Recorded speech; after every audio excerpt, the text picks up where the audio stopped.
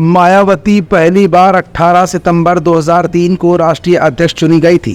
तब से आज तक वो इसी पद पर बनी हुई है। जी हाँ, हम अपनी खबर की शुरुआत में सबसे पहले ये बात इसलिए आपको बता रहे हैं क्योंकि मायावती बहुजन समाज पार्टी कांशीराम के जीवित न रहने के बाद मायावती के हाथों में ही रही। एक समय ऐसा भी आया कि जब 2007 में सोशल इंजीनियरिंग का फॉर्मूला सेट करके मायावती ने सतीश चंद्र मिश्र के साथ बहुजन समाज पार्टी को फर्श से अर्श तक पहुंचा दिया था। मायावती ने न सिर्फ राधा भैया जैसे नेताओं को पानी पिला दिया बल्कि राजनीति में बोल्ड और एक्शन में माहिर नेताओं के रूप में अपने आप को स्थापित भी किया था।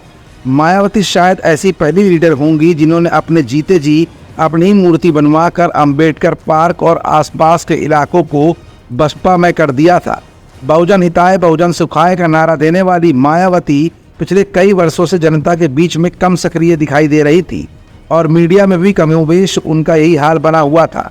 लेकिन लोकसभा चुनाव 2024 से पहले मायावती ने पार्टी को मजबूती देने के लिए अपने ही भतीजे आकाश आनंद को जहां एक तरफ नेशनल कोऑर्डिनेटर नियुक्त किया तो वहीं दूसरी तरफ आकाश आनंद को उन्होंने पार्टी का उत्तराधिकारी भी घोषित कर दिया था। उधर लोकसभा चुनाव 2024 का माहौल चल रहा था, चुनावी सभाओं का दौर चल रहा था, लेकिन अचानक सीतापुर में आकाश आनंद ने कुछ ऐसा कहा जिसने मायावती को हैरान और परेशान करके रख दिया था। आखिरकार मायावती ने आकाश आनंद को पार्टी के तमाम बड़े पदों से विरक्त भी कर दिया, वो भी ये कहकर कि आकाश आनंद अपरिपक्व हैं।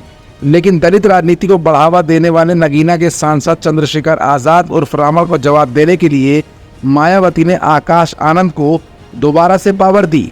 लेकिन आकाश आनंद के अंदर माया को अभी भी उतना कॉन्फिडेंस नजर नहीं आ रहा है।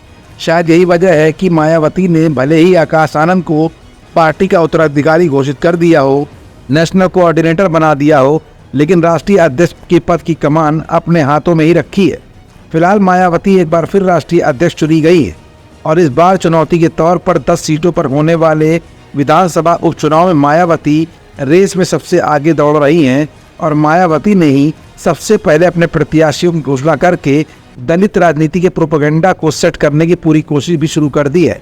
क्योंकि जहां एक तरफ नगीना के सांसद चंद्रशेखर आज़ाद मायावती के वोटों में सेंधमारी का प्रयास कर रहे हैं तो वहीं दूसरी तरफ शून्य पर आ चुकी बसपा पार्टी के सामने कांग्रेस ने भी गैर जाटव दलित राजनीति करके नई चुनौती खड़ी कर दी है।